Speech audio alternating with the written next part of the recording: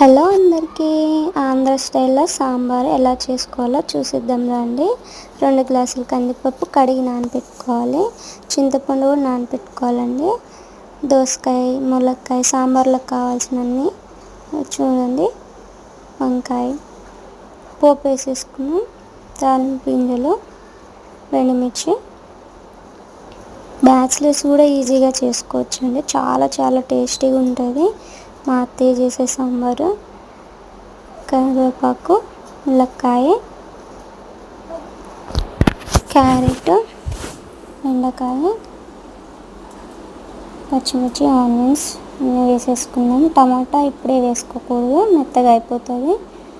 కొంచెం లైట్గా మగ్గాక ములక్కాయ అన్నీ, తర్వాత టమాటా, దోసకాయ వేసుకోవాలండి.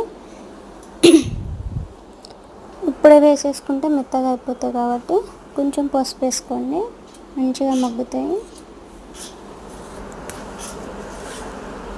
చూడండి, పప్పు ఉడుకుతుంది. అలా పెట్టుకుంటే ఏంటంటే కింద అడుగు మాడదు, పైన మంచిగా ఉడుకుతాయి అని మా అత్తయ్య చెప్పారు. ఇప్పుడు వంకాయ వేసుకోండి, టమాటా, దోసకాయ వేసేసుకోండి. చూడండి ఎట్లా ఉడుకుతున్నాయో, ఉడికిపోయాయి, మంచిగా మగ్గాయి. చింతపండు పులుసు పోసుకోండి. చింతపండు పోసుకున్నాక తగినంత చూసి పులుపు సరిపడా ఉండేటట్టుగా పోసుకోవాలి. అటు ఎక్కువ పులుపు ఉండకూడదు, తక్కువ పులుపు ఉండకూడదు, మీడియం చూసుకొని పోసుకోండి. చూడండి, పప్పు అయిపోతుంది. అలా తెల్లే వరకు ఉడికించుకోవాలి. పప్పు ఉడికిపోయిందండి, మెత్తగా చేసుకోవాలి దాన్ని. మెత్తగా అయిపోయింది చూడండి. ఇప్పుడు పప్పు వేసేసుకున్నాము. మొత్తం వేసేసుకున్నాక తిప్పుకోవాలి.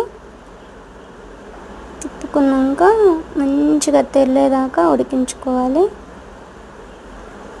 పప్పు బాగా ఉడికితే టేస్ట్ ఉంటుందండి, చాలా బాగుంటుంది సాంబారు. బాగా తెరలిపోయి చూసారా. కొంచెం కొత్తిమీర వేసుకోండి. కొత్తిమీర సాంబార్లోకి ఎంత ఫేమసో అందరికీ తెలిసిందే. చూడండి, మంచిగా అయింది, తెరలిపోయింది, అయిపోయిందండి సాంబార్. లాస్ట్గా ధనియా పౌడర్ వేసుకోండి. కొంచెం లైట్గా ధనియా పౌడర్ వేసుకుంటే దించేసుకోవడమే. అయిపోయిందండి ఆంధ్ర